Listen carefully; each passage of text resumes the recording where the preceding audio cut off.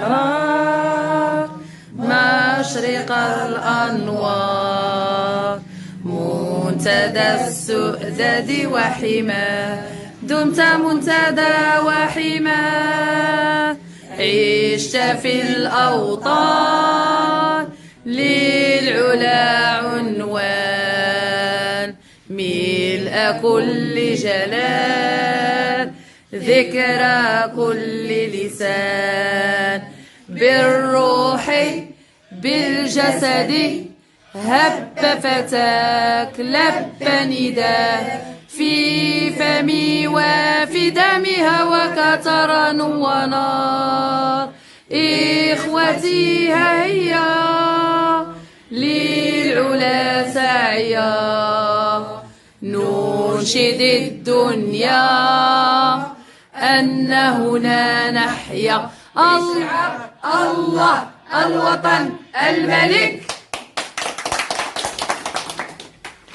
بسم الله الرحمن الرحيم، والصلاة والسلام على أشرف المرسلين وعلى آله وصحبه وسلم تسليما. أخواتي إخواني عضوات وأعضاء المنظمة المغربية للملكيين عبر العالم بالداخل والخارج، أخواتي إخواني المواطنات المغربيات والمغاربة الوطنيات والوطنيين الملكيات والملكيين بداخل الوطن وخارج أرض الوطن. معكم خديم الأعتاف الشريفة إدريس الغزالي، الرئيس العام للمنظمة المغربية للملكيين عبر العالم.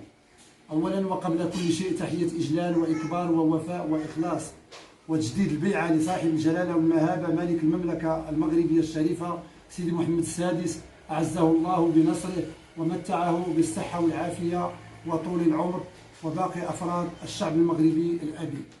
أخواتي إخواني، يأتي تواجدنا اليوم في منزل السيد محمد المديمي اللي كيدخل في إطار التضامن والدعم والمؤازرة اللي قررتها المنظمة المغربية للملكيين عبر العالم بمكتبها التنفيذي وبجميع فروعها الجهوية الإقليمية والمحلية وأيضا التنسيقيات الدولية، بالإضافة إلى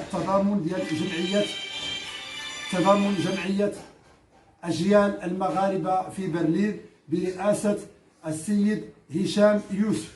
وهذه الوثيقة اللي كيعلن فيها التضامن ديالو والوقوف ديالو بجانب السيد محمد المديمي الرجل الحقوقي رئيس المركز الوطني لحقوق الإنسان. والآن لماذا نحن هنا في منزله؟ كتدخل هذه الزيارة أننا باش جينا سبقنا بنهار باش نحضروا غدا إن شاء الله الوقفة أمام المحكمة الاستئناف، واللي كنطلبوا من الله سبحانه وتعالى وعلى إثر الرسالة اللي وجهناها لصاحب الجلالة واللي هي عبارة عن ملتمس استعطافي كنطلبوا فيه من صاحب الجلالة والمهابة سيدي محمد السادس باش يصدر الأمر ديالو المطاع، أمر العفو الخاص. جينا اليوم باش نعلنوا التضامن ديالنا الوالده ديالو السيده الحاجه لاله زينب، وحنا الان في جنبها. وايضا جينا باش نشوفوا السيده نوار ابتسام، الحاجه نوار ابتسام نائبه الرئيس سي محمد المديمي في المركز الوطني لحقوق الانسان، اللي يحضر معنا اللي هو الحضور يعني عنده واحد المغزى. كاين معنا السيده عائشه مريد امينه المال بالمكتب التنفيذي للمنظمه والملقبه بالمراه الحديديه. ايضا معنا امينه المال الانسه حليمه عسيوي، ايضا هذه عضوه المكتب التنفيذي. ومعنا ايضا ملكه القلوب لاله فاتحه الكويس عضوه المكتب التنفيذي ورئيسه لجنه فعل الخير الوطنيه والدوليه. واللي يحضر معنا الان ايضا السيد ايوب العالمي اصغر رئيس واول فرع للمنظمه المغربيه للملكيين عبر العالم كيتاسس بجهه فاس مكناس وعلى المستوى الوطني فرع ويسلان الدكتور ايوب العالمي. ايضا معنا الاخ قدم نفسك الاستاذ محمد الطاوي عضو مكتب التنفيذي للمركز الوطني لحقوق الانسان.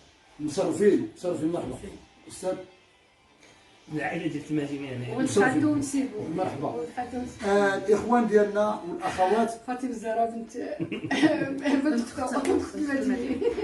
ونزولا باش ما نكونوش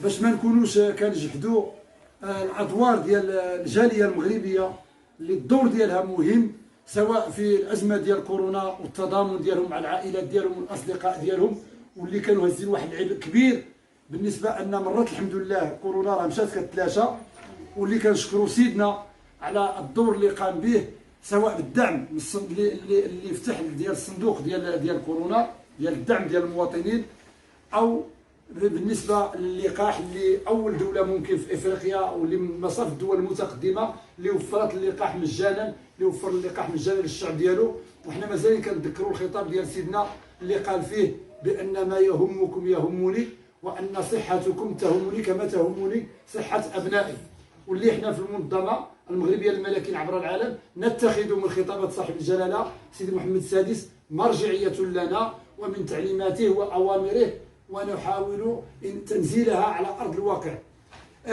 باش ما نكونوش جاحدين اخواني اخواتي، اننا نزولا عند رغبه السيد فؤاد صاحب قناه مغربي في بروكسل، وايضا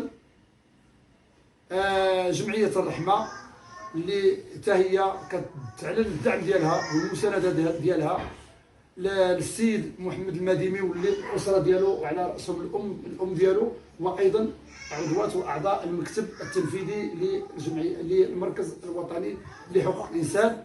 كاينه جمعيه الرحمه اللي الرئيسه ديالها الدوليه السيده حياه الباروطه، واللي هي ايضا منضويه تحت لواء المنظمه المغربيه للملاكين عبر العالم. المناضلات والمناضلين ديال المنظمه الملكيين بالخارج، واللي كنا الان عاد قطعنا مع السيد محمد غماري الرئيس العام للمنظمه بالاتحاد الاوروبي، والسي حسين بن عبيد كمنسق دولي، والسيد محمد عبد الرباع الفنان الكبير وصاحب الملحمات والاغاني الوطنيه والمقيم بدوله سويسرا، وايضا السيد محمد ادم منسق المنظمه بايطاليا، ومجموعه كبيره ديال الاخوان. احنا ذكرنا غير هذا السي عبد العزيز المريمي، السي محمد المليجي، ايضا السي عبد الكريم عبيدي، واللي كيقوموا بالدور ديالهم في اطار يعني التعبئه الشامله وفي اطار تكوين وتاطير الجاليه وتحسيسهم بالمخاطر المحدقه بالوطن، اللي كيقوموا بالدور ديالهم في الاحتجاجات سواء امام مقرات الامم المتحده باش ينبهوا، او مقرات ديال اليونيسيف، او امام مقر جريده لوموند اللي كيحتجوا عليها على التصريحات المسيئه للوطن. اذا دائما الان غادي نعطيو المجال باش نكونوا واضحين، غادي نعطيو المجال للسيده الفاضله الام ديال السي محمد المديني. وبغيت نقول لك لاله كي كتشعري والناس كاملين كيتضامنوا مع الولد ديالك، سواء من الجاليه سواء من منظمات حقوقيه او من جمعيات ديال المجتمع المدني، شنو هو الاحساس ديالك؟ الاحساس ديالي هو انا في محيط ولدي، اما تقول الكبير كله هزتو عليا نتوما الجاليه والمغاربه كلهم هزوا عليا. قربي انت شويه. هزوا عليا الثقل الثقيل هزيتو عليا نتوما. اما باش فايتكم غير حيت انا ام من ناحيه ديال الامومه باش فايتكم. الله يسامحنا. الثقل كله هزيتو عليا نتوما. جزاكم الله خيرا. جزاكم الله خيرا اولاد. الله يخلف باش نكونوا صادقين. نعم. الله يخلف على الجاليه المغربيه بالذات. كنقول الجاليه وما ادراك ما الجاليه كنديرها الحسن الثاني الله احنا ظهرنا في الاخير. نعم. احنا ما كناش هذا الملف عارفينه، ومع اننا السبب لان ما دخلناش يلاه المنظمه تاسست نهار 1 في شهر 3 وجات مع كورونا، ومازال حنا باش يكون عندنا وزن خصنا يكونوا على الاقل واصلين داك 300 ولا 400 فرع، عاد نكونوا بدينا كنشتغل، لان ما خديناوش الايداع النهائي الا حتى لشهر 8. وبغيت نقول لك واحد السؤال اخر، شنو تقدري تقولي للجاليه ولهاد الناس اللي كيتضامنوا معاك وهيئه الدفاع؟ انا واحد النهارات خرجت واحد الاوديو وبكيت وطلبت للجاليه. اول حاجه تخبت ولدي ب 3 ايام ولا 4 ايام درت اوديو وطلبت فيه الجاليه، ولكن لقيت الجاليه طلبتها ولقيتها واقفه بحال كتقول لي مثلا كيقول لك لبيك طلبي اشنو بغيتي. اشنو طلبت يساندوني ويعاونوني باش يعاونوني بقلوبهم، عاونوني بجميع ما يكون عندهم. بكيت ومسحوا دموعي، بكاو معايا وشكاو معايا، كنفيق بيه، كنفيق بيهم وكنعس معاهم بفضل الله سبحان الله وكله. والجاليه الشكر قليل في حقها. بغينا واحد القضيه بغينا نسمعوها الجاليه، نعم. مادام ان هذه الجاليه خصنا نحترموها ونقدروها. داك الشيء اللي قلتي لنا قبيله ان السي محمد المديني هو راه ما كانش كيدير شي حاجه مخالفه للقانون، انه كان كيتبع النهج ديال سيدنا، لان سيدنا راه وضح لنا مجموعه ديال الاشياء اننا خصنا نحاربوا الفساد بلا هوده والمفسدين، لان اي فساد الا كيمس الشعب كامل وكيأخر البلاد ديالنا باش انها تتقدم وتزيد الامان. اذا السي محمد المديني هاد التهمه اللي هي كبيره واللي هي بصراحه كيناولوا فيها. احنا مثلا في المنظمه المغربيه للملاكين عبر العالم كيقولوا لنا بان السيد راه دار واحد التقرير، وداك التقرير كيقول فيه بان الصحراء ماشي مغربيه وكيقول بان قوه احتلال. ولكن احنا السؤال اللي طرحنا انا كنقولها وللتاريخ، جيبوا لنا تسجيل فيديو كيتكلم فيه السي محمد المديني كيقول هذا الكلام، او جيبوا لنا تقرير موقع فيه هو وكيعترفوا به بان هذاك التوقيع ديالو والخاتم ديالو ماشي مسكاني، كيعترفوا به الاعضاء باقي اعضاء المكتب اللي معنا، الاخ هو عضو المكتب والسيده نائبه الرئيس.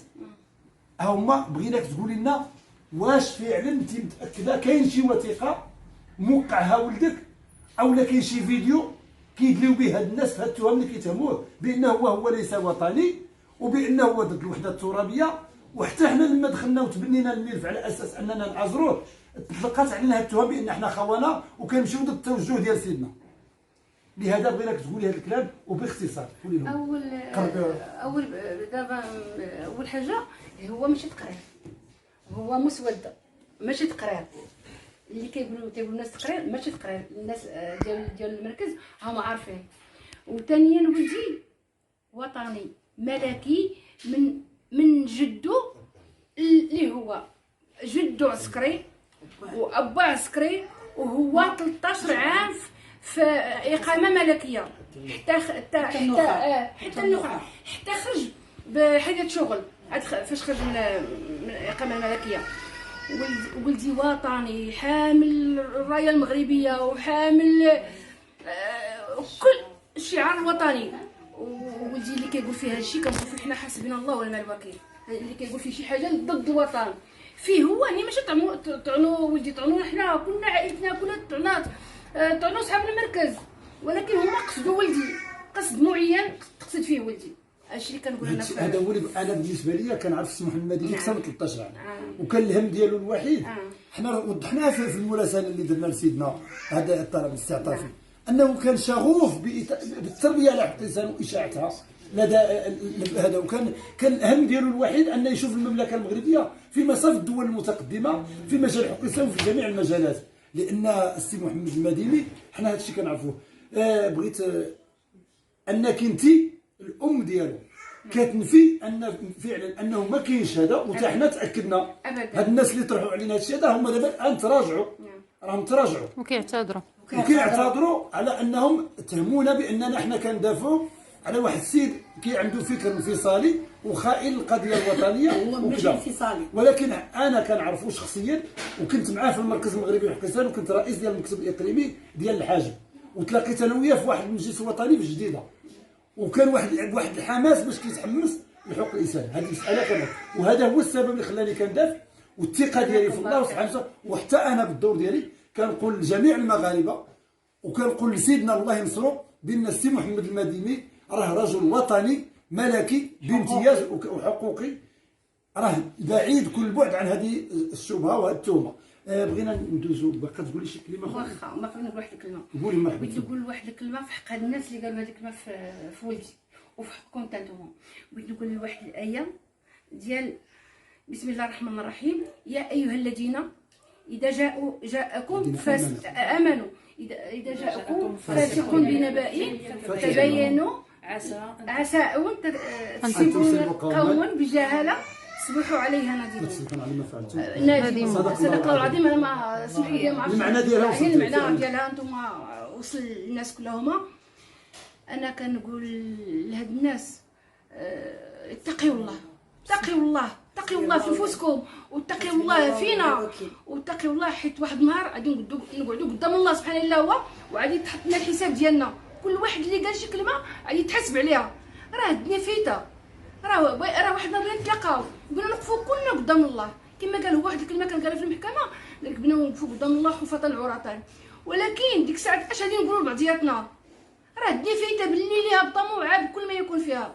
سي محمد المديمي ملكي وطني حتى النقع، وتنقولوا حسبنا الله ونعم الوكيل. تحت شعار الله الوطن الملك. رايتنا ديما مرفوعه وكلمتنا ديما مسموعه. الله يبارك في عمر سيدي محمد السادس. الان شكون ياخذ الكلمه؟ السيده نائبه الرئيس او لا السيد عضو تفضلي الاستاذه السيده الحاجه ابتسام انوار. نوار ابتسام نائبه الرئيس سي محمد المديمي، طبعا في المركز الوطني لحقوق الانسان. تفضلي. شكرا. قربي عندها. السلام عليكم. نوار ابتسام نائبة الرئيس المركز الوطني لحقوق الإنسان اللي هو سي محمد المديمي. أول شيء أنني كنشكركم جزيل الشكر بالنسبة للمنظمة المغربية للملكيين حول العالم والجالية المغربية حول العالم. شكرا على التضامن ديالكم معنا. فعلا مؤازرتكم لينا اليوم حسينا بكتافنا سخان الحمد لله، وحسينا بان راه كاينين الناس اللي هما عندهم غيره كبيره على هذا الوطن، واللي تاقوا فينا وتاقوا بينا وعرفونا. هل يعقل ان انسان اللي كيقولوا عليه انفصالي دائما يردد في شعارات في الوقفات ديالو ملكنا واحد محمد السادس، هل يعقل انه دائما في اجتماعاته كتكون وراءه صورة صاحب الجلالة والراية المغربية؟ هل يعقل أن انفصالي كيكون بهذه الأخلاق؟ هاد الناس هادو أنا اللي كنتعجب ليهم هو كيفاش عندهم ولاو كيفرقوا هاد صكوك الغفران وهاد الوطنية وهاد على الناس، غير هكاك شفهيا. واش واحد كيحب وطنه وتيأزر الناس اللي تظلموا وتيوقف معاهم وتيحارب الفساد والمفسدين باش يشوف الدوله ديالو في الصفوف الاماميه مع الدول المتقدمه، وكيضحي بالغالي والنفيس باش ياخذ الحق ديال الناس المؤازرين اللي كيجيو عندنا لداخل المركز ويدفعوا لنا المؤازره ديالهم وتنلبيو النداء. كندفعوا الشكايات لجميع الجهات المعنيه وكنقوموا باحتجاجات، وهذا الشيء كله هو كنستمدوه من خطابات صاحب الجلاله الملك محمد السادس نصره الله. امين.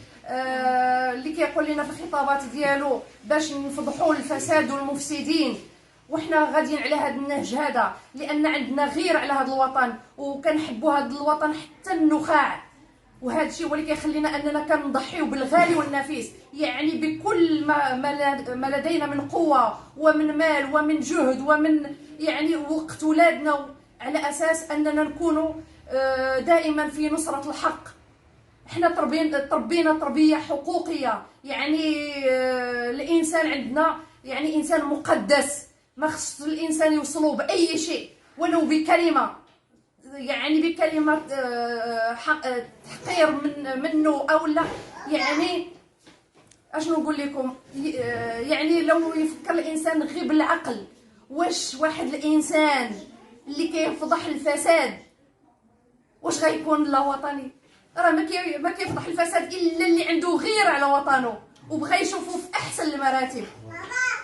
لا حول ولا قوه الا بالله. طلبي من الله سبحانه وتعالى ومن صاحب الجلاله انه ياخذ بعين الرحمه في هذه القضيه ديالنا، لان فعلا يا صاحب الجلاله فعلا تظلمنا بزاف. وهاد سي محمد المديني يناشد صاحب الجلاله داخل السجن. سي محمد المديني داخل السجن، واقسم لكم بالله نحن سجناء كذلك ولو خارج السجن، لان صعقنا بهذه القضيه، صعقنا بها. عمرها ما كانت لنا لا في البال ولا في الخيال انه واحد النهار غادي نتنعتوا بانفصاليين او لا بخونه. كيف لنا هذا؟ يعني حنا كنموتوا على بلادنا وكنموتوا على ملكنا لا حول ولا قوة إلا بالله. يا صاحب الجلالة نناشدك الله يا صاحب الجلالة أن تأخذ بعين الرحمة في هذا الملف، لأن يعني راه ما بقى لينا حتى شي باب من غير بابك. لا حول ولا قوة إلا بالله العلي العظيم. لا حول ولا قوة إلا بالله العلي العظيم. ان شاء الله ان شاء الله كلنا المديني، كلنا المديني، كنجدد الشكر. راه هاد الزيارة ديالكم لينا والمؤازرة ديالكم لينا كونوا على يقين بأنه رفعات من المعنويات ديالنا، وعلى الأقل أننا حسينا صفتكم لنا الله سبحانه وتعالى باش نحسوا بأن راه كاينين خوتنا اللي عندهم حرقة على هذا البلد هذا، وجايين يأزرونا وجايين يوقفوا معنا في قضيتنا اللي كنطلب من الله سبحانه وتعالى الله يوقف معكم، والله يجعل مولانا الكريم يوقف مع وليداتكم ويجعلكم دائما فخرا وذخرا لهذا الوطن. شكرا. شكرا لكم. صراحه هذا الشيء هذا كيألم كيألم داخل الجيش وحشومة ديال وعيد السيد أننا المديني نبداو رجل حقوقي. نلفقوا التهم. وهذا هذا الاعتقال ديالو يعتبر اعتقال تحكمي باش انهم يغلقوا الافواه اللي كتنادي بالخير. بصراحه هذا الشيء كيحز في النفس وما مقبولش في القرن 21 وفي المملكه ديال سيدي محمد السادس اللي اعلن جلالته في خطاب العرش ل 2006 وقال حرفيا صاحب الجلاله سوف نعمل على فرض احترام حقوق الانسان كما هو متعارف عليها دوليا.